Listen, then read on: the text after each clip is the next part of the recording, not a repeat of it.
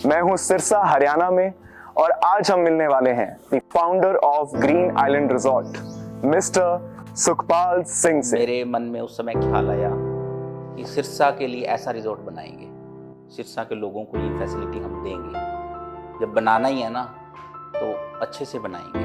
हमारे पास 3 banquet hall हैं, एक वेडिंग हॉल है हमारा, दूसरा इसके पैरेलल में सेलिब्रेशन हॉल है, और एक हमारे पास स्मॉल हॉल है, किट्टी हॉल। और तीनों के हमारे पास सेपरेट लॉन है। सिरसा में, सिरसा के रानिया रोड के ऊपर है, तारा बाबा कुटिया आती है रानिया रोड के ऊपर। तारा बाबा कुटिया से जस्ट 1.5 किलोमीटर आगे। तो फिर चैलेंजेस क्या थे आपके लिए? बहुत कम लोगों ने हमें कहा कि आप वेल डन, आप करते रहो और बहुत अच्छा होएगा। बहुत लोग होते हैं आपको क्रिटिसाइज करते हैं। अब लड़की के अगर फादर को देखते हैं, वो बड़ा इमोशनल होता है उस दिन, तो उसकी तरफ देखते हैं कि हमें ये लगता है कि यार हमारी गलती से कुछ भी ऐसा ना हो कि अगले का फंक्शन खराब हो जाए। चेहरे पे देखी परेशानी, तो उन्होंने बोला यार मैं बैठा है ना, जो मैं बैठा है तू क्यों परेशान होना है। डेकोर को भी इसके साथ मैच करने की कोशिश करते हैं कि कई गेस्ट को तो ऐसा लगता है कि बाहर भी बैंक्वेट ही है जब डेकोर हम सेटअप करते हैं। राइट।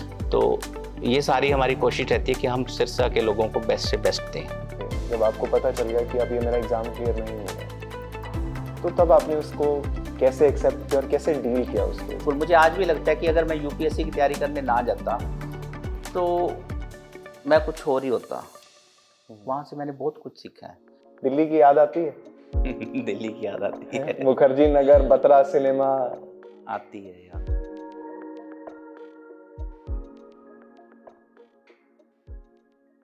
राम राम, सत श्री अकाल साਰਿਆਂ ने। मेरा नाम है युधिष्ठिर और मैं आप सभी का स्वागत करता हूं हमारे शो में, जिसका टाइटल है आई मेड इट, यानी मैंने कर दिखाया। बचपन से ना शादी की बहुत हाइप बनाई जाती है कि ये जिंदगी का सबसे महत्वपूर्ण दिन है, एक दिन जो आपकी सारी जिंदगी बदल देता है। इनफैक्ट ट्रू है, बट मेरा एक सवाल है, इस दिन को इतना स्पेशल बनाता कौन है?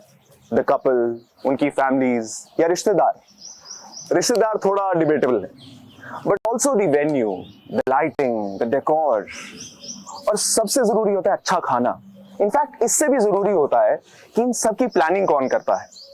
हैं कुछ कंपनीज जैसे द वेडिंग स्क्वाड, शादी स्क्वाड, वेडिंग प्लानर, जिन्होंने आपकी सारी फेवरेट सेलिब्रिटीज की शादियां करवाई हैं, और इनकी वेडिंग पिक्चर्स देख के हमें लगता है कि मुझे भी मेरी शादी में यही चाहिए।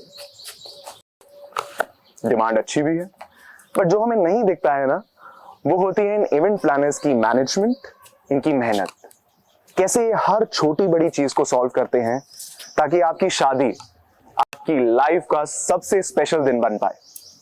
रील्स के जमाने में ना हम अपनी अटेंशन स्पैन खो चुके हैं, आसपास देखते ही नहीं। छुपे होते हैं कुछ ऐसे ही विजनरीज और उनकी इंस्पायरिंग कहानियां। ऐसे एक बिजनेसमैन से आज हम मिलने जा रहे हैं, जिनका आइडिया तो था आईएएस बनने का, यूपीएससी के अटेम्प्ट्स भी दिए 4, मुखर्जी नगर में खूब स्ट्रगल की, लाइफ को कुछ और ही मंजूर था। मैं हूं सिरसा हरियाणा में और आज हम मिलने वाले हैं the founder of Green Island resort mister Sukhpal Singh से। Welcome to our show sir. Thank you Yudhishthir, आपका भी ग्रीन आइलैंड रिजॉर्ट में स्वागत है। बहुत बहुत धन्यवाद। मैं सिरसा के बारे में थोड़ी रिसर्च कर रहा था जी, तो मुझे पता चला कि हरियाणा का ऐसा शहर है जहाँ पे एक साइड है पंजाब जी और दूसरी साइड है राजस्थान जी। तो यहाँ पे हिंदी, बागड़ी और पंजाबी का बहुत ही खूबसूरत मिश्रण है जी और यहाँ पे लोग भी बहुत भाईचारे से रहते हैं। जी जी, बिल्कुल ठीक कहा आपने। मैं इसका एग्जांपल दूंगा आपको। हमारा यहीं पे गांव है, रामनगरिया गांव में रहते हैं हम जी। हमारे गांव में 2 घर हैं सरदारों के। एक हमारा घर आ गया, हमारा परिवार आ गया, एक और घर है। 2 घर सरदारों के हैं, बाकी सारे बागड़ी हैं। और आप इमेजिन करोगे, इतने भाईचारे से रह रहे हैं, इतने प्रेम से रह रहे हैं कि मेरे चाचा जी को सरपंच बनाया। ठीक है। मेरे फादर साहब नंबरदार हैं। एक ना आपका नाम है, ये एक्चुअली आपके रिजॉर्ट का नाम है जी, द ग्रीन आइलैंड। जी बिल्कुल सही प्रोनाउंस कर रहा हूँ ना मैं? बिल्कुल ठीक प्रोनाउंस कर रहे हो। एक्चुअली ना ग्रीन आइलैंड रिजॉर्ट है। आइलैंड में ऐसा साइलेंट होता है, ऐसे बोलना नहीं जाता, लिखा जाता है। तो एक्चुअल इसकी प्रोनाउंसिएशन जो आएगी वो आएगी ग्रीन आइलैंड रिजॉर्ट। भी हमने डेंस प्लांटेशन की है यहाँ पे, आपको फील भी आएगा यहाँ पे कि एक्चुअल में ये ग्रीन आइलैंड है। सिरसा में 49 डिग्री टेम्परेचर था। और प्लांटेशन का आप इफेक्ट देखिए, मैं कहूँगा कि सभी को प्लांटेशन करनी चाहिए और खूब करनी चाहिए। प्लांटेशन का इफेक्ट देखिए कि हमारे रिजॉर्ट में 2 डिग्री टेम्परेचर कम होता था, यहाँ पे 47 डिग्री था जब वहाँ पे 49 था कंक्रीट में। जी बिल्कुल, ये ना गेस्ट का रिव्यू भी रहता है। अभी हमारे पास रूम्स हैं तो बहुत हम रूम्स वैसे भी रेंट आउट करते हैं वेडिंग्स के अलावा। तो जो गेस्ट नाइट स्टे करता है यहाँ पे, सुबह उठता है, वो मॉर्निंग वॉक करता है, रनिंग भी करते हैं कुछ गेस्ट तो कई तो हमारे परमानेंट ही है। भी हमने रिजॉर्ट में रुकना है जी, आउटर में हमारे को ना जी वो ग्रीनरी का वो सुबह का जो फील है वो बड़ा अच्छा रिव्यू है उनका। बट आप मुझे ये बताइए, हम सिरसा में एग्जैक्टली है कहाँ पर? जी, हम ग्रीन आइलैंड रिजॉर्ट सिरसा में, सिरसा के रानिया रोड के ऊपर है। तारा बाबा कुटिया आती है रानिया रोड के ऊपर, तारा बाबा कुटिया से जस्ट 1.5 किलोमीटर आगे। वैसे डिस्टेंस देखोगे सिटी से तो हार्डली 2.5 से 3 किलोमीटर। हाँ, तो जो सिरसा वासियों को या फिर कोई बाहर से आ रहा है तो उनको ढूंढने में प्रॉब्लम नहीं होती? No no no no issue, very near to Sirsa. वाह। बिल्कुल सिरसा में बैठे हैं हम। दूसरा आप है ना मेरे थोड़ा डिस्क्राइब कीजिए प्रॉपर्टी के बारे में। रिजॉर्ट में हमारे पास 3 बैंक्वेट हॉल है। एक वेडिंग हॉल है हमारा, ओके, दूसरा इसके पैरेलल में सेलिब्रेशन हॉल है, ठीक है, और एक हमारे पास स्मॉल हॉल है किट्टी हॉल। ओके, और तीनों के हमारे पास सेपरेट सेपरेट लॉन है, बिल्कुल डिफरेंट डिफरेंट लॉन है तीनों के, और बड़े अच्छे साइज के लॉन है। तो मेनली हमारे पास 3 बैंक्वेट्स हैं। ओके। तो कहोगे तो मैं आपको प्रॉपर्टी दिखाता हूँ, आइए। ये वेडिंग बेल हॉल। जी, ये वेडिंग बेल।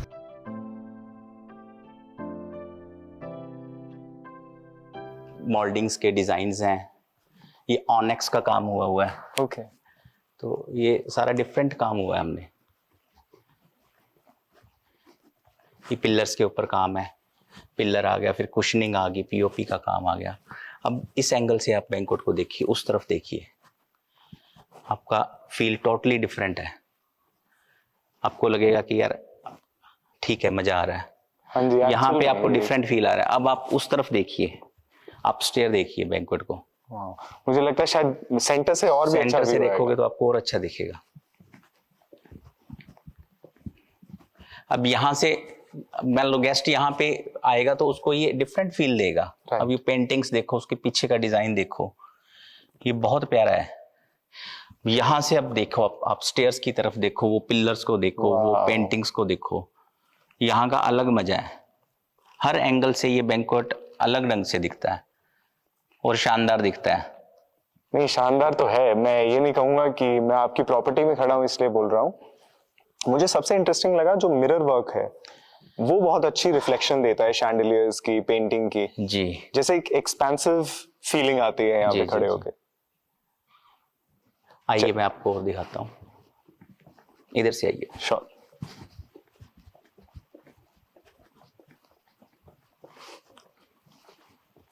ये भी पेंटिंग सारी ना, सारा थीम ही हमने यूरोपियन रखा हुआ है। ओके, और आप देखोगे तो ये सारा यूरोपियन थीम है पेंटिंग्स का। नीचे वुडन वर्क है, अपस्टेयर सारी, वो ऊपर सारा वो पेंटिंग्स का वर्क है। मिनिएचर पेंटिंग्स के साथ आपके पास लार्ज साइज पेंटिंग्स हैं। तो लार्ज वो- साइज पेंटिंग्स भी हैं, अकॉर्डिंग टू स्पेस, जहाँ पे जैसा स्पेस था जी। वैसे ही पेंटिंग का साइज रखा हुआ है। अब आप इस फ्रेम को देखिए पीछे, अब आप देखोगे सेंटर में वुडन का वर्क आ गया, और साइड में हमने देखो सिमेट्रिकली कैसे बनाया आर्किटेक्ट ने। Right. और यहाँ पे किसी की फोटो भी होएगी तो ये पीछे का फ्रेम बड़ा प्यारा लगेगा। इंडोर फंक्शन होते हैं हमारे यहाँ पे 300 350 बंदों के, तो गेस्ट की प्रायोरिटी रहती है कि मैं फंक्शन अंदर ही कर लूँ। अंदर बाहर फंक्शन का अपना फील है, अंदर का अपना फील है, बाहर का अपना फील है। हम डेकोर को भी इसके साथ मैच करने की कोशिश करते हैं कि कई गेस्ट को तो ऐसा लगता है कि बाहर भी बैंक्वेट ही है जब डेकोर हम सेटअप करते हैं। राइट। तो ये सारी हमारी कोशिश रहती है कि हम सिरसा के लोगों को बेस्ट से बेस्ट दें। मेन खास बात क्या है हमारे बैंक्वेट की, आप जिस भी कॉर्नर में खड़े होगे, यहाँ पे आपको अलग फील आ रहा है, वहां पे खड़े होगे तो आपको डिफरेंट फील आएगा, उस एंगल से आपको डिफरेंट फील आएगा, नीचे से आपको डिफरेंट फील आ रहा है, अपस्टेयर डिफरेंट आ रहा है। ओके, इसलिए हम गेस्ट को रिकमेंड करते हैं कि मेन कोर्स नीचे लगाए वो अपना, ठीक है। और डेजर्ट सेक्शन सारा अपस्टेयर आए। यहाँ पे अलग से सीटिंग लगती है, और Nice, nice. फैमिली टेबल भी अपस्टेयर हम यहाँ प्लेस करवाते हैं, ओके, इसी जगह पे। इसी जगह पे। हाँ जी, राइट। यहाँ पे सीटिंग है, गेस्ट ने खाना लिया, डिनर डन हुआ, ऊपर बैठा है, यहाँ पे बैठ के वो डेजर्ट को एंजॉय करेगा, और बैंक्वेट हॉल का अलग से फील हाँ, एक आएगा। व्यू तो है यहाँ पे, वो तो आप कोई भी अगर यहाँ आएगा ना तो उसको लगेगा ये ग्रैंड फीलिंग तो है यहाँ पे जी। ऊपर आकर। सेकंड थिंग अगर आप नोट करोगे तो हमने हॉल के अंदर वाटरफॉल दिए हुए हैं, यहाँ पे दोनों वाटरफॉल हैं, और जब फंक्शन होता है तो ये ऑपरेटिव होते हैं, तो Okay. उस समय साउंड ऑफ वाटर आपके फंक्शन के फील को और एनहांस करती है। राइट। आपको बहुत अच्छा फील आता है, यहाँ पे बैठोगे ना आपको बड़ा आनंद आएगा, अभी यहीं बैठे रहे। मतलब आपने ठान लिया है कि जो ग्रीन आइलैंड है वो नेचर का जो एक एम्फेसिस है वो आप अंदर भी दे रहे हो और बाहर भी दे रहे हो। बिल्कुल। That's a nice element. यहाँ पे आपको वाटरफॉल का फील आएगा। फिर फर्नीचर हमारा, आप नीचे चेयर्स देखोगे। मैं ये देख रहा हूँ कि आपने कारपेट भी एक स्पेसिफिक थीम के अकॉर्डिंग ही सेट किया है। इसके कोई विजन था या फिर जस्ट रैंडमली आपको लगा कि ये होना चाहिए? एक्चुअली इसके नंबर ऑफ डिजाइन आए तो जो बैंक्वेट में सूट कर रहा था हमने वो डिजाइन चूज किया। उसमें भी कारपेट में भी देखोगे तो सारा क्लासिकल फील आएगा आपको, सारा फ्लावर्स में डिजाइन है जो छोटे छोटे हैं। एब्सोल्युटली। और कारपेट के ना कई एडवांटेजेस होते हैं बैंक्वेट हॉल में। जैसे कि बताइए। ये साउंड ऑब्जर्व करता है, इको प्रोड्यूस नहीं होने देता। ओके। जब आपका फंक्शन होएगा, सपोज इंडोर फंक्शन है तो इको नहीं होने देता ये। राइट। और वैसे कारपेट आपको कंट्रास्ट देगा टाइल के साथ। अगर आप कलर देखोगे तो वैसे भी ये भी कलर का काम कर रहा है ना, कि जो कॉन्ट्रास्ट है ना, जो आपने अच्छे से मेंशन किया, कॉन्ट्रास्ट बनाती है ये चीजें, if you have the right colours and matching. जी। और स्पेशली आप इसकी सीलिंग देखिए, बहुत प्यारी सीलिंग है इसका। अगर आप डिजाइन देखोगे ना तो मेनली ये क्या हुआ कि आर्किटेक्ट ने हमें ये डिजाइन दिया तो हमने फर्स्ट टाइम ही हमारे को ये पसंद आ गया। ओके। तो उसके बाद उसको प्रॉब्लम आ रही थी कि एसी के लिए स्पेस नहीं दे पा रहा था वो इस सीलिंग में। ओके। तो उसने बड़े हमें ऑप्शन भेजे भी, भाजी इसको चेंज कर लो, आ ले लो जी, और दूसरी सीलिंग ले लो तुसे। लेकिन असी ਇਹਦੇ ਤੇ ही फिक्स रहे भी, असी यही सीलिंग लेनी है, इसी को ही आप मैनेज करो। ठीक है। तो मेनली आप नॉर्मली ऐसी सीलिंग्स बैंक्वेट्स में नहीं देखते। और ये ये हमारी खास बात है। कहती तो फिर फिक्स होना ही सी। और ये पिलर्स हैं, ये सारा पीओपी का काम है। ये बड़े सुंदर शेप आई हुई है इनकी, और इन पे बड़ी मेहनत लगी है। इस पे काफी एक पिलर पे 15-15 दिन का काम हुआ है। राइट। ये एक्चुअली ना आपके आर्किटेक्चर में बहुत अच्छे से निखर के आता है। बिल्कुल।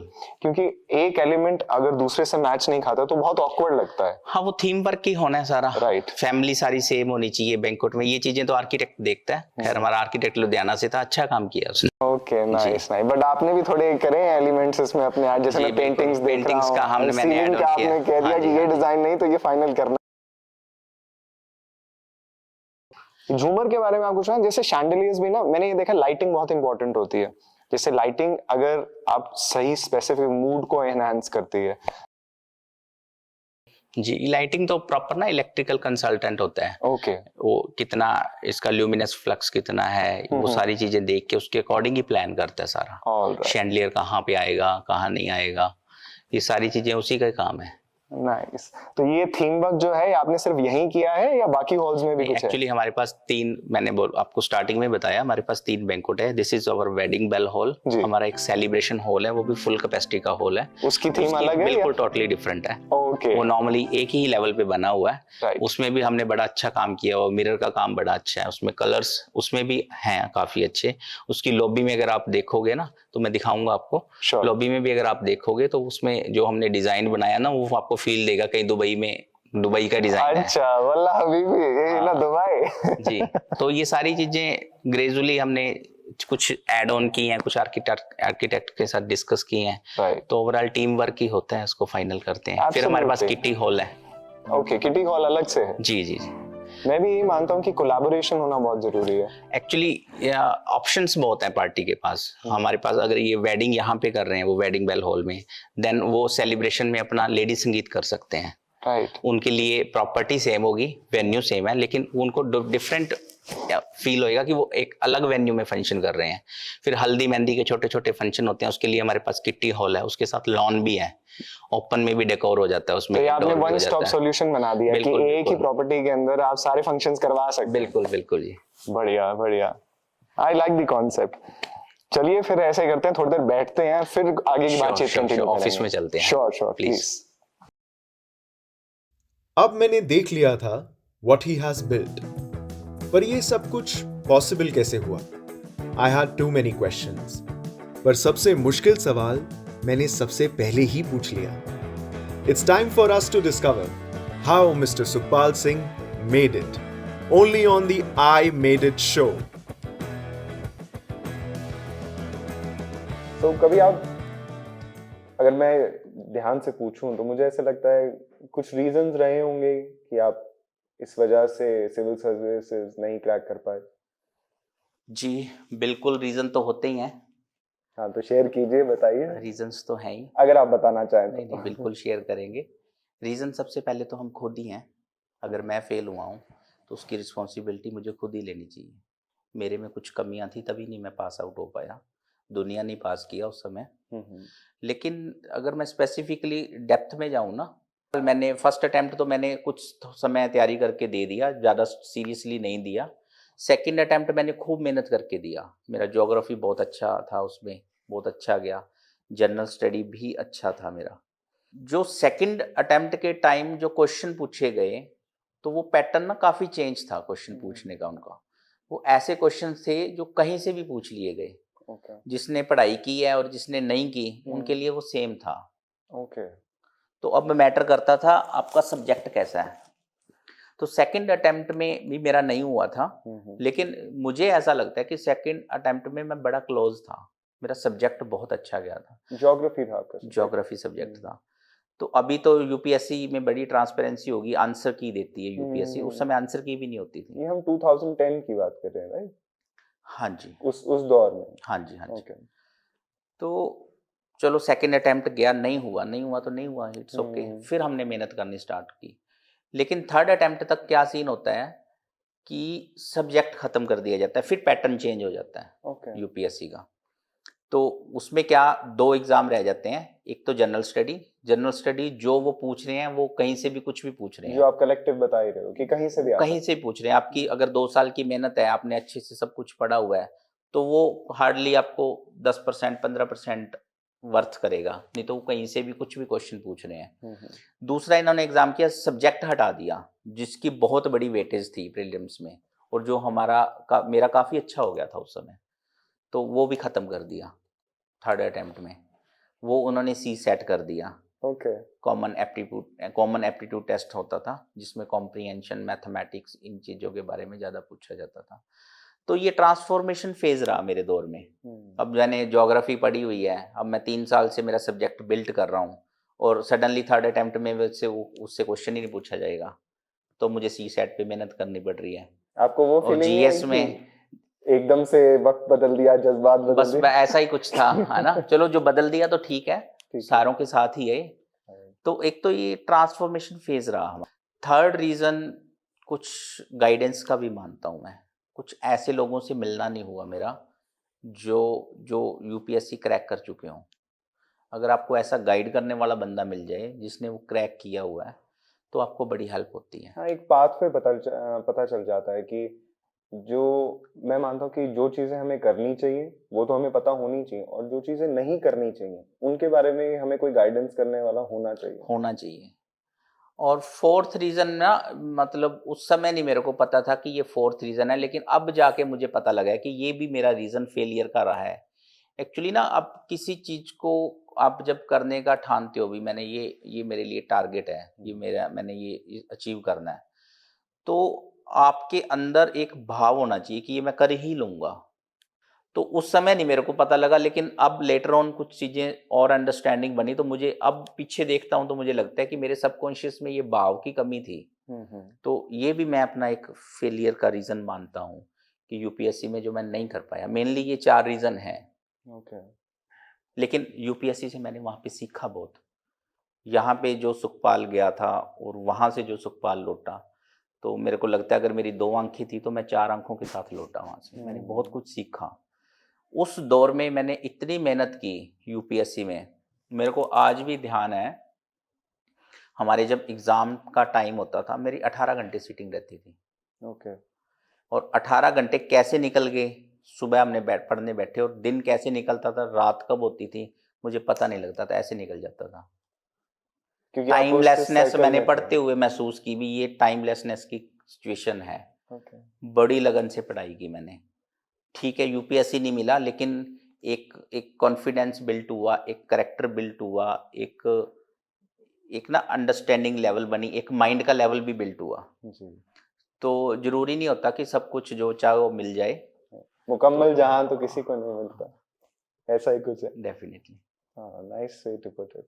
एक्चुअली यही रहता है कि आपने शायद एग्जाम नहीं क्लियर कर पाए वहां से, बट आपने जो सीखा वो जर्नी के लेसन्स रहे, जी वो आपको बहुत काम देते हैं क्योंकि जी, वो मुझे आज चैलेंजेस फेस करने में बहुत आसानी हो जाती है। बिल्कुल मुझे आज भी लगता है कि अगर मैं यूपीएससी की तैयारी करने ना जाता तो मैं कुछ और ही होता। वहाँ से मैंने बहुत कुछ सीखा है। ठीक है, मेरे को सक्सेस नहीं मिली, लेकिन सक्सेस के अलावा मुझे और बहुत कुछ मिला है, जो किसी को दिख जाता है, किसी को नहीं भी दिखेगा। मतलब अगर आप मोटा-मोटा देखोगे तो लोगों को फेलियर दिखती है, इट्स ओके, वो उनको देखने दो, लेकिन मुझे अंदर से पता है कि मैंने वहाँ से क्या सीखा है। That's a beautiful way to put it. आपने वर्ड यूज किया फेलियर। पंजाब के ना एक बहुत ही महान कवि हुए हैं, पाश, और उनकी एक लाइन है मुझे बड़ी हिट करती है वो, जब वो कहते हैं कि सबसे बुरा होता है जब एक सपने की मौत हो जाती है। जब आप उस फेज में रहे, जब आपको पता चल गया कि अब ये मेरा एग्जाम क्लियर नहीं होगा, तो तब आपने उसको कैसे एक्सेप्ट किया और कैसे डील किया उस फेज से? बड़ा अच्छा क्वेश्चन पूछा आपने। एक्चुअली ना जो यूपीएससी आईएएस एस्पेरेंट बच्चे होते हैं, वो ना बड़े सपने लेके जाते हैं कि हम डीसी बनेंगे, एसपी बनेंगे, या फिर फॉरेन सर्विसेज में जाएंगे। तो वो एक सपनों के साथ ज़िंदगी जीते हैं, पढ़ाई करते हैं, सपने के साथ करते हैं। लेकिन जब आपका वो सपना पूरा नहीं हो पाता ना, तो उस फीलिंग से, उस चीज़ से निकलना बड़ा मुश्किल होता है उनके लिए। तो बहुत बच्चे डिप्रेशन में चले जाते हैं, कुछ बच्चे सुसाइड भी कर लेते हैं, और कईयों की ज़िंदगी डिप्रेशन में भी होते हैं, उनको पता ही नहीं होता कि हम डिप्रेशन में हैं, और ना वो बैकअप वापस उस नॉर्मल लाइफ में आ ही नहीं पाते, लाइफ स्पॉइल ही हो जाती है उनकी। मैंने बहुत से बच्चे ऐसे देखे हैं, और मेरे साथ लकली क्या हुआ, जब मैं वहाँ पे तैयारी करने गया तो इत्तेफाक ऐसा हुआ कि मेरी संगत कुछ ऐसे लोगों से होने लगी जो योगा करते थे, तो मैं भी चलो सुबह योगा कर लेता था उनके साथ, है ना। वो मेडिटेशन करते थे, तो मेडिटेशन का मुझे कुछ नहीं पता था, तो उनसे थोड़ा थोड़ा थोड़ा थोड़ा मैंने मेडिटेशन का जानना स्टार्ट किया, और फिर मैंने सेल्फ से ना मेडिटेशन करना भी स्टार्ट किया। तो मुझे आज भी याद है जब मैंने पहली बार मेडिटेशन किया था, तो मेरे से 5 मिनट आंख बंद करके बैठा नहीं गया वो था। पहली बार बहुत डिफिकल्ट होता, मुझसे भी नहीं हुआ पहली बार में इतना इतनी ऐसे, क्योंकि ना हम एक सेट कर लेते हैं कि हमें पहले दिन ही सीखना है सब कुछ, पहले दिन ही हमें सारे स्टेट जो है अनलॉक हो जाए। तो मैं रिलेट कर पा रहा हूँ कि पहले दिन नहीं होता। मतलब मेरे को आज याद है, तो फिर मैंने हाथ जोड़े परमात्मा को, मैं कहा जी जब तू करवाए तब ठीक, कोई बात नहीं, आज नहीं हुआ कल बैठेंगे, परसों बैठेंगे। तो चलो मैं धीरे धीरे धीरे धीरे मेडिटेशन करने लगा, 5 मिनट 7 मिनट पढ़ते थे, सुबह उठते योगा करते और मेडिटेशन कर लेते 5-7 मिनट। साथ साथ में मैंने ओशो को सुनना स्टार्ट किया।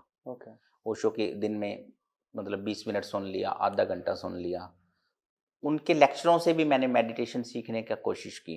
तो धीरे धीरे कुछ कुछ मैं ध्यान करने लगा, तो ध्यान मेरी लाइफ का हिस्सा बनना स्टार्ट हो गया। मैं पढ़ाई करता था, सुबह उठता, योगा करता, मेडिटेशन करता, फिर अपना डे टू डे एक्टिविटी जो स्टडी करनी थी, धीरे धीरे धीरे धीरे धीरे धीरे करते करते ध्यान मेरा अच्छा होने लगा। फिर भी मेरे को लग रहा था यार कमी है कहीं पे ना, बात बन नहीं रही। तो एक हम वहाँ पे संस्था से जुड़ा, मेरा दोस्त था एक, वो मुझे ना लेके गया मेडिटेशन कैंप में, 1 डे का प्रोग्राम था वहाँ पे। तो वो मेरे को बहुत अच्छा लगा। एक दिन मैं पूरा दिन, सारा दिन ध्यान करवाया। किसी की आप गाइडेंस में ध्यान करते हो ना, तो उसका इम्पैक्ट बहुत पड़ता है। वो आपको सिखाते हैं कि इस तरह से ध्यान करना है आपको। तो वहाँ से एक दिन मैं मेडिटेशन प्रोग्राम करता, तो मेरे को 15 दिन उसका इफेक्ट रहता, असर रहता उसका। मुझे माइंड बड़ा पीसफुल रहता, नींद भी बड़ी अच्छी आती, स्टडी में भी मुझे हेल्प मिली। तो इसी तरह मैं मेडिटेशन करता गया, डीपनिंग होती गई, तो धीरे धीरे धीरे धीरे मेरा रूटीन बन गया मेडिटेशन। तो एक दौर ऐसा भी था दिल्ली में कि मैं डेली 1 घंटा ध्यान करता था, और 1 घंटा वो कैसे निकलता था, मुझे लगता था कि मुझे 5 ही मिनट हुए हैं ध्यान में बैठे हुए। टाइमलेसनेस और बॉडीलेसनेस का एक्सपीरियंस मैंने उन दिनों में किया। जो रूटीन मेरा वहाँ पर था, 7 से 8 इवनिंग में मैं ध्यान में बैठता था। उस दौर में मैंने खूब मेडिटेशन किया, 1 घंटा 7 से 8 इवनिंग में। उसने मेरे अंदर बहुत चेंजेस लाए। ये मतलब मैंने भी फील किया। अब मेरे दोस्त जो जो इस फील्ड में जगे हुए थे, थोड़े थोड़े जगे हुए थे, उन्होंने भी ये नोटिस किया। और ये जो मेडिटेशन का दौर था ना, इसने मुझे टोटली बदल दिया। वो पुराना सुखपाल चला गया और नया एक पैदा हो गया। मेडिटेशन ने मुझे हेल्प की इस चीज से बाहर निकलने में। राइट, बहुत अच्छे से आपने एक्सप्लेन किया इस चीज को, क्योंकि ना मुझे लगता है कि हाँ, सक्सेस कैसे अचीव करनी है इसके हजारों आंसर है, बट फेलियर कैसे एक्सेप्ट करना है या उससे डील कैसे करना है। और ये सिर्फ एक एग्जाम के प्रति मैं नहीं कह रहा हूँ, कोई भी चीज, छोटी से छोटी, बड़े से बड़े चैलेंज को अगर आप उसे पूरा नहीं कर पाते हैं तो उससे कैसे डील करना है। जैसे आपके केस में मेडिटेशन था, और लोगों के केस में और भी बहुत कुछ हुआ। So it's a very beautiful way जो आपने बताया। एक एक बड़ी इंटरेस्टिंग चीज मेरे को ऐसे अभी थॉट हुई, फैमिली का क्या थॉट था बिजनेस में आने के लिए? अब फैमिली का थॉट अपने आप ही बन गया। जब वो मेरा नहीं हो रहा था तो वो कह रहे हैं भी अब घर आएगा तो कुछ बिजनेस ही करवाएंगे, क्या करेंगे। एक्चुअली ना, जब आप, ये मुझे भी दिखने लगा था, मैंने 4 अटेम्प्ट दे दिए, ठीक है। उसके बाद भी मैं स्टडी कर रहा था, लेकिन मुझे पता लग गया था भी अब मैं नहीं करूंगा। ये दौर होता है, ओके। आप उस फेज से गो थ्रू होगे, उस दौर में अगर आप क्लियर कर जाओगे तो कर जाओगे। अदरवाइज उसके बाद आपके कंपटीशन में नए माइंड आ रहे हैं, उनसे आपको compete करना है। तो उस फेज में अगर आप निकल जाओगे तो ठीक है। तो फिर उसके बाद 4th अटेम्प्ट के बाद मैंने भी मन बनाया कि नहीं, अब मैं तैयारी नहीं करूंगा, मैं कुछ और देखूंगा लाइफ में। आपने ठान लिया कि अब बिजनेस ही बिल्कुल, करना बिल्कुल। फिर मैंने पीछे लौट के नहीं देखा, भी ठीक है, इट्स ओके, मैंने यहाँ पे एफर्ट दिया, है जी। नहीं हुआ, इट्स ओके, अब कुछ और करते हैं। एंड दैट्स नाइस, बिकॉज बहुत लोग पास्ट में ही अटके रह जाते हैं। जी। एटलीस्ट आपने एक डिसीजन लिया and you moved on. But फिर मुझे ये बताइए कि आपने यही बिजनेस क्यों चूज किया? क्योंकि आपके पास तो ऑप्शन थे, जैसे आपने बिजनेस करने का प्लान बना लिया था, बट फिर आप सर्विसेज इंडस्ट्री में या रिजॉर्ट इंडस्ट्री में यहाँ ही क्यों आए? आप तो कोई भी बिजनेस चूज कर सकते थे। ठीक बात है आपकी। एक्चुअल ना, ये प्लान था कि बिजनेस करना है, ब्रदर का भी था भी बिजनेस करना है। तो मेरे फादर साहब की सपोर्ट थी भी, ठीक है तुम बिजनेस करना चाहते हो तो करो। लेकिन ना, अगर आप मोटे से देखें, अगर लाइफ को देखें, तो पर्सन की लाइफ में ना 2 चीज़ें बड़ी इंपॉर्टेंट है, एक वेडिंग और दूसरा घर। बंदा या तो वेडिंग में पैसा लगाता है या घर बनाने में पैसा लगाता है। एब्सोल्युटली। उसके सपने होते हैं कि ऐसी शादी हो, ऐसा घर हो, मोटा मोटा अगर आप देखते हैं तो ओवरऑल हमने देखा कि शादी वाला काम ना उमंग वाला बहुत है। लोग आते हैं, मैरिज हो रही है, बल्कि 2 कपल की मैरिज नहीं हो रही, अपने इंडियन कल्चर में ना 2 फैमिली की वेडिंग होती है। आप रिश्ता हस्बैंड वाइफ का नहीं बनता, और रिश्ते भी बड़े बनते हैं। अपना ये कल्चर बड़ा ब्यूटीफुल है। तो ये काम ना बड़ा उमंग वाला है, लोग नाचते हैं, सेलिब्रेट करते हैं, सेलिब्रेशन वाला काम है। तो मुझे लगा कि यार ये काम ठीक है। ये सेलिब्रेशन वेडिंग वेडिंग वाला काम ठीक है, हाँ। ये उमंग वाला काम है, नाचते गाते लोग हंसते हुए आते हैं। तो ये प्लान था कि वेडिंग वाले फील्ड में ही जाना है। तो ना, मैं लुधियाना गया हुआ था किसी वेडिंग में। ठीक है। तो वहाँ पे रिजॉर्ट है, तो बड़ा प्यारा रिजॉर्ट बना हुआ है, डेकोर भी बड़ा अच्छा था उनका। तो मेरे मन में उस समय ख्याल आया कि सिरसा के लिए ऐसा रिजॉर्ट बनाएंगे, सिरसा के लोगों को ये फैसिलिटी हम देंगे। जब बनाना ही है ना, तो अच्छे से बनाएंगे। तो उस समय हमारे मन में प्लान आया कि प्रॉपर रिजॉर्ट बनाएंगे और वेडिंग्स के काम में आएंगे और अच्छे से काम करेंगे। नाइस। ये तो आपने फिर सिरसा के लोगों को ना एक गिफ्ट दे दिया है कि ठीक है कि किसी को बाहर जाने की जरूरत नहीं है जी। जो भी आपके, जैसे मैं टूर कर रहा था तो ऐसी बहुत सारी चीजें हैं जो मैंने बाहर शायद बड़े शहरों में भी नहीं देखी हैं, but thanks to you you brought out those thing into Sirsa. जी, हमारी तरफ से बेस्ट एफर्ट्स हैं कि हम सिरसा के लोगों को बहुत अच्छा वेडिंग वेन्यू दें और अच्छी वेडिंग्स करें। एक्चुअली मेरे को खुद को भी पसंद नहीं है। अब मान लो काम तो मैं ऐसा भी कर सकता हूँ जी, चलो ठीक है जी, काम चला वो काम हो जाता है, हमें बर्डन लेने की जरूरत नहीं है, काम हो जाएगा। लेकिन मेरे को खुद को भी सेटिस्फेक्शन नहीं होती। अच्छा काम करके ही मजा आता है। उसमें गेस्ट भी, एक्चुअली हम प्रीमियम सेगमेंट में आते हैं और गेस्ट की एक्सपेक्टेशन भी वैसी रहती है और हमारी कोशिश भी रहती है कि हम बेस्ट से बेस्ट दें। क्योंकि ये जो शादी का इवेंट होता है ना, ये दूसरे इवेंट से थोड़ा अलग होता है। यहाँ पे जो मेमोरीज हैं वो लाइफ टाइम रहती हैं। जैसे हमारे इंडियन कल्चर में होता है ना कि एल्बम होना चाहिए, वो एल्बम सिर्फ पिक्चर्स तो हमारी और भी नॉर्मल लाइफ में रहती, बट शादी की एल्बम की जो वैल्यू है वो किसी एल्बम की हो नहीं सकती. So that's a nice way to put it. तो फिर तो इजी होता होगा रिजॉर्ट बनाना. मतलब मेरी अंडरस्टैंडिंग ये कहती है कि आपको अगर एक अच्छा रिजॉर्ट बनाना है तो आपके पास इन्वेस्टमेंट होनी चाहिए, एक अच्छा आर्किटेक्ट होना चाहिए, जो कि दोनों थे आपके पास. तो फिर चैलेंजेस क्या थे आपके लिए? जी, चैलेंजेस बहुत होते हैं. मुझे इस फील्ड की नॉलेज नहीं थी. मतलब मैं आपके ज़रिए ये भी कहना चाहूँगा कि कोई भी काम करना है, पहले उस फील्ड में आप जॉब करो. सही तरीका जो काम करने का होता है, जो कि मैंने नहीं किया, मुझे करना चाहिए था. लेकिन ये मैंने सीखा लेटर ऑन. पहले मुझे पता होता तो मैं 2 साल रुक के बनाता. मैं पहले जॉब करता एज़ ए मैनेजर या एज़ ए जीएम किसी रिज़ॉर्ट में. फिर मैं बनाता. फिर मैं और ढंग से प्रॉपर्टी को बनाता. लेकिन फिर भी मालिक की कृपा रही, सब कुछ बढ़िया, हमने डिज़ाइन चूज़ किया, सब कुछ किया. हमारे केस में क्या हुआ कि हमने प्लान किया, रिज़ॉर्ट स्टार्ट हो गया, बनना स्टार्ट हो गया, नक्शे फाइनल हो गए, चीज़ें चल रही हैं, हमारे बजट्स हैं, हमारे प्लान्स हैं कि यहाँ से फंड्स आएँगे जी, वहाँ से फंड्स आएँगे, ये करेगा. मतलब हम काम कर रहे थे.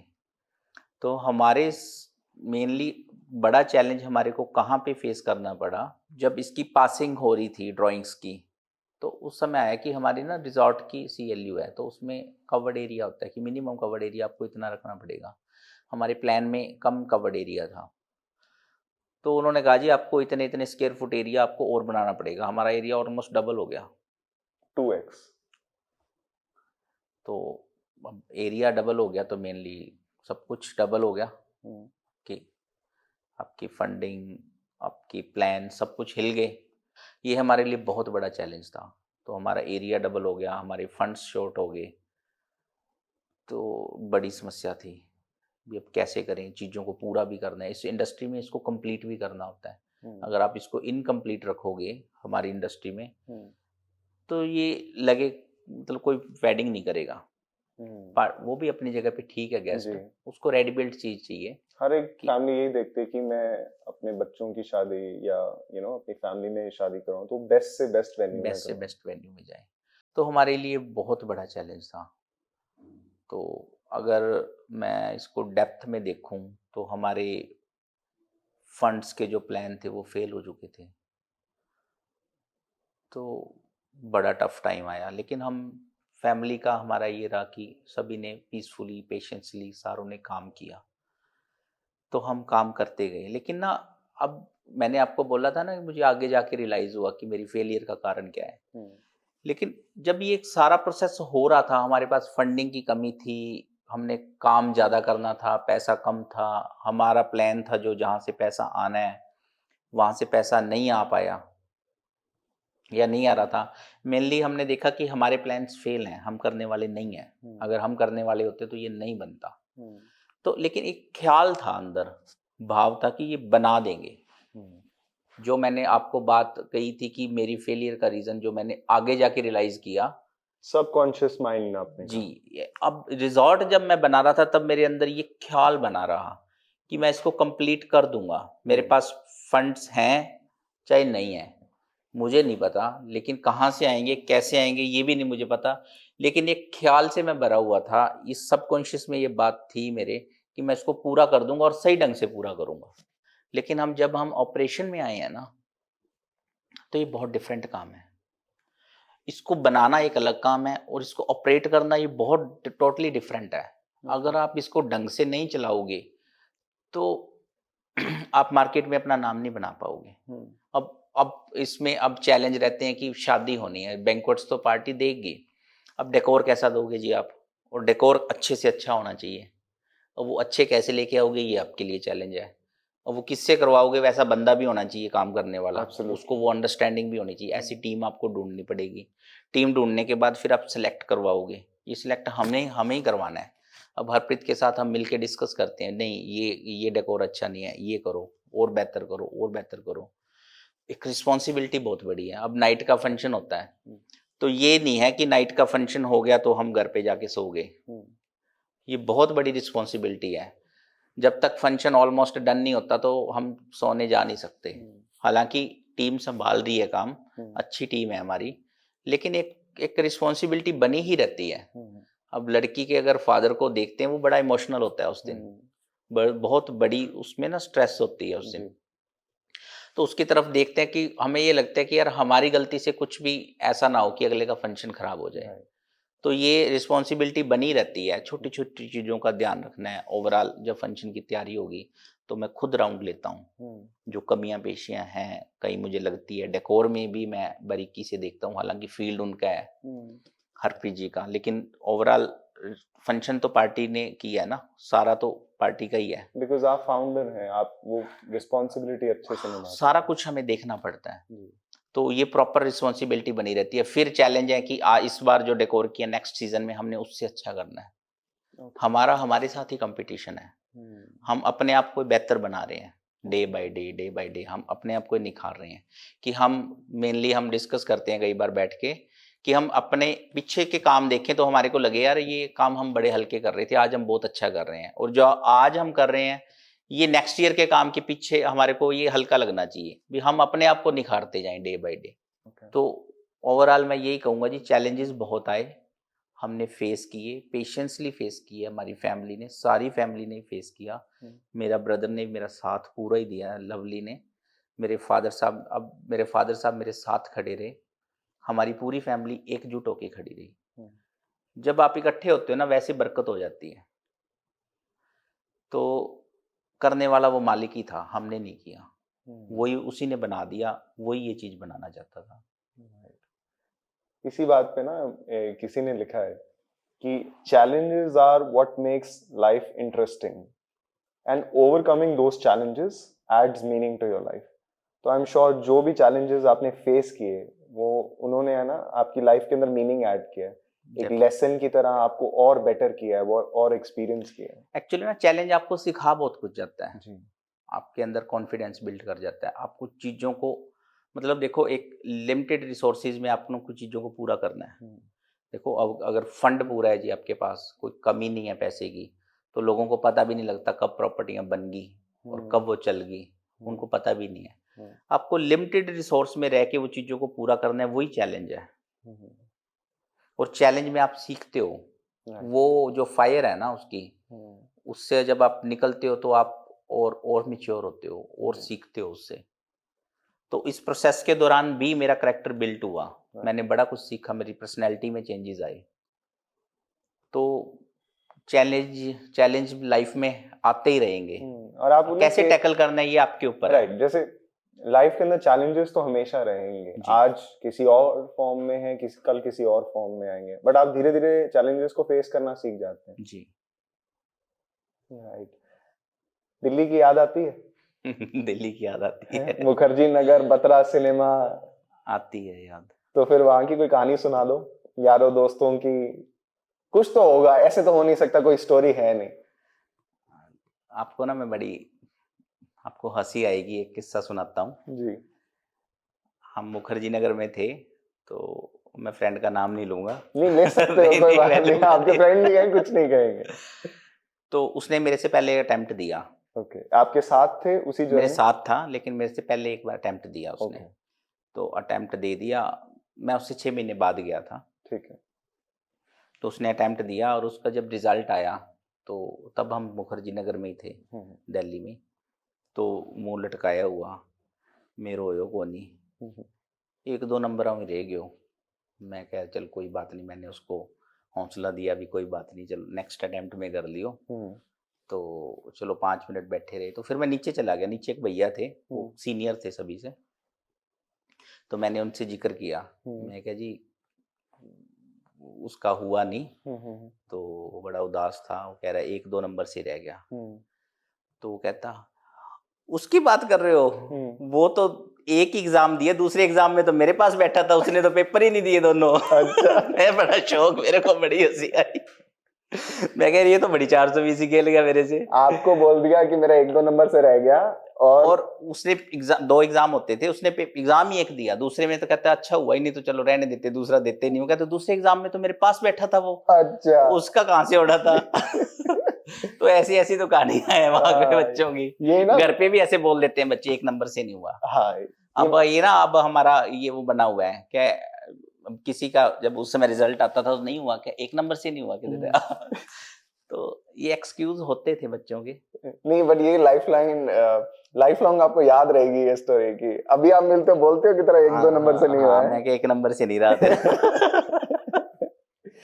चलो, या दिस इज नाइस। एक ना मैंने ये चीज देखा है कि आप जो भी डिसीजंस लेते हो लाइफ में, आपकी फैमिली बहुत मैटर करती है। उनका क्या पर्सपेक्टिव है, क्या वो सपोर्ट कर रहे हैं उस चीज में या नहीं। जैसे आपने बताया कि आपकी फैमिली सपोर्टिव थी बिजनेस के लिए, तो जब भी आप अब लाइफ में डिसीजंस लेते हो, because you're a family man, right, and तो उनका क्या पर्सपेक्टिव रहता है?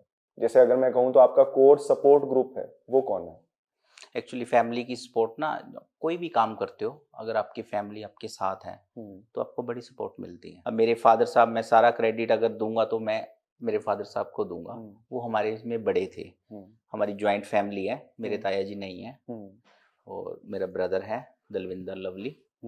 और मेरे फादर साहब ने हौसला किया कि आप करो, मैं आपके साथ हूँ। ये सपोर्ट है ना, ये आपको बहुत चाहिए होती है। CLU के टाइम में हमने फादर साहब को हमेशा साथ में लेके जाना, चंडीगढ़ जाना है, जहाँ भी जाना है।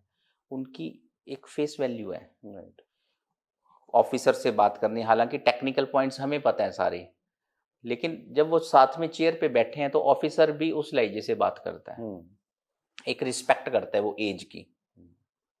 तो एक उनका हौसला था भी करो, मैं तुम्हारे साथ हूँ।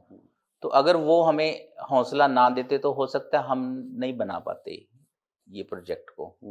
तो ये क्रेडिट मैं उन्हीं को ही देना चाहूँगा कि उन्होंने हौसला किया, हमारे को सपोर्ट किया, तो हम ये चीज़ बना पाए हर जगह पे। आपके फादर का नेम क्या है? सरदार गुरजंट सिंह। ओके, नंबरदार हैं, मैंने आपको स्टार्टिंग में बताया था। जी जी जी जी। और मैं आपको एक किस्सा बताता हूँ। जब ना रिजॉर्ट्स बन रहा था तो बड़े चैलेंज आए, बड़ा टफ टाइम आया हमारे ऊपर। फंड्स की बड़ी कमी आई, लेबर लगी हुई है, फंड्स नहीं है, तो परेशानी डेफिनेटली आनी है। तो एक दिन मैं बड़ा परेशान हूँ, घर पे आया। मैं ना नॉर्मली शेयर नहीं करता किसी से ज़्यादा, मेरे मिसिस से ज़रूर शेयर करता हूँ मैं हर प्रॉब्लम। तो मैं ज़्यादा ना, मेरे मम्मी डैडी को भी मैं ज़्यादा बर्डन देना नहीं चाहता। भी ठीक है, जो प्रॉब्लम है तो है, इनको क्यों परेशान करना जी, जहाँ तक मेरे से हो पाए। राइट, जब बिल्कुल नेक्स्ट से चला जाता है तो फिर मैं उनको इन्वॉल्व करता हूँ। ओके। तो मैं परेशान, उन्होंने चेहरे पे देखी परेशानी, तो उन्होंने बोला यार मैं बैठा है ना, जो मैं बैठा है तू क्यों परेशान होना है। तो उनकी ये बात कहना मेरे को बड़ा वो हौसला देगी। उस समय मैं सडनली मैंने फील किया कि यार बड़ा कॉन्फिडेंस आया, उस चीज़ से मैं निकल गया। तो फैमिली सपोर्ट बहुत मैटर करती है। मेरा ब्रदर है दलविंदर, लवली बोलते हैं हम उसको प्यार से, उसकी बहुत सपोर्ट रहती है मेरे को। ड्यूरिंग बनाते हुए भी उसकी बड़ी सपोर्ट थी और अभी भी बड़ी सपोर्ट है उसकी। वो हर मेरे डिसीजन में मेरा साथ देता है, नहीं तो पार्टनर्स होते हैं नहीं साथ देते, वो मिलके चलता है मेरे साथ और बड़ा प्यारा है, तभी उसको लवली बोलते हैं। ये बड़ी अच्छी चीज है, मेरे को लगती है। हरियाणा और पंजाब में ना हम निकनेम बड़े प्यारे देते हैं सबको। तो दैट्स अ नाइस थिंग। मेरे ताई जी हैं, मेरे आंटी जी हैं, मेरे मदर हैं, इनकी भी मेरे को बड़ी सपोर्ट रही है। हमारी फैमिली की सारी की सपोर्ट रही है। सबसे मेन बात मैं आपको बताऊंगा, जो मेरे मिसेज हैं वो एग्जीक्यूटिव हैं बैंक में। मेरी मैरिज हुई 2015 में और 15 में ही मान लो आप, हमने CLU का प्रोसेस डाला, वो आए तो CLU वाला प्रोसेस हुआ, तो उसी मतलब ये सारे प्रोसेस साथ साथ में हो गए। तो संयोग लगा लो जी, है ना। मेरे को उनकी बहुत सपोर्ट रही, इमोशनली, फाइनेंशियली, फंडिंग में, हर मोड पे जिंदगी के उन्होंने मेरा साथ दिया। और अभी भी कुछ भी डिसीजन लेते हैं तो हम उनसे डिस्कस करते हैं। हम सारी फैमिली मिलजुल के ही डिसीजन लेते हैं।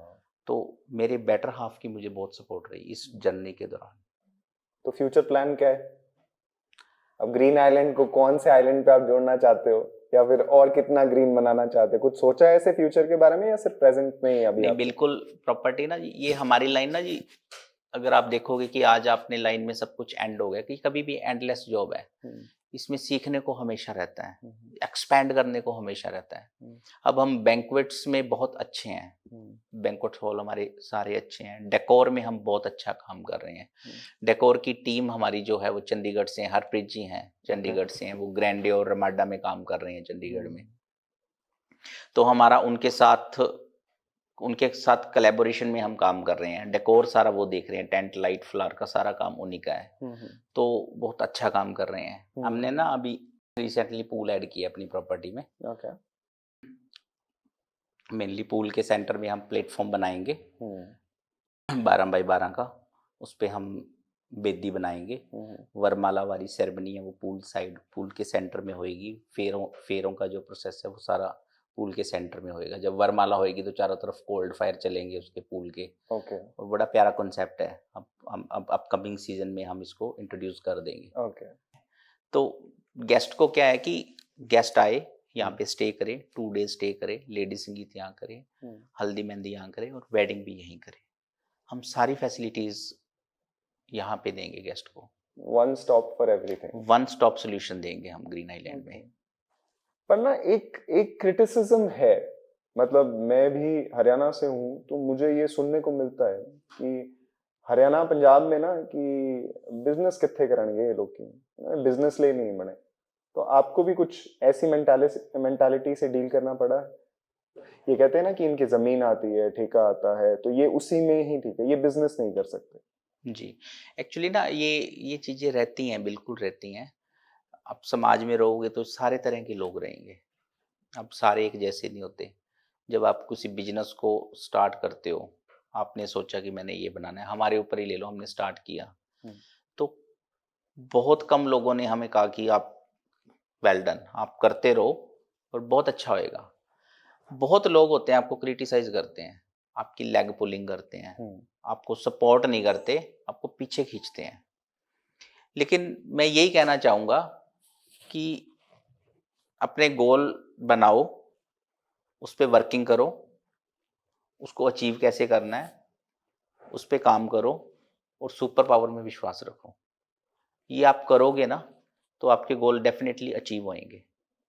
लोगों का काम है बोलते रहना, वो बोलते रहेंगे, वो आज भी बोलते हैं। पीछे लोगों का ना, नॉर्मली आप देखोगे जो लोग आज पहले आपको लेग पुलिंग कर रहे थे, क्रिटिसाइज करेंगे, फिर वो धीरे धीरे देखते जाएंगे। जब आप उनको कामयाब होते दिखोगे तो वो आपको फॉलो करने लगेंगे। राइट। तो keep faith on you and the super power, उस पर काम करते जाओ और आप गोल अचीव करोगे अपने। Thank you so much Sukhpal ji आपके टाइम के लिए। एंड आई होप कि जो भी आपकी जर्नी को ये देखेगा उसे पता चलेगा कि कोई भी मुश्किल काम है, you have to try it first.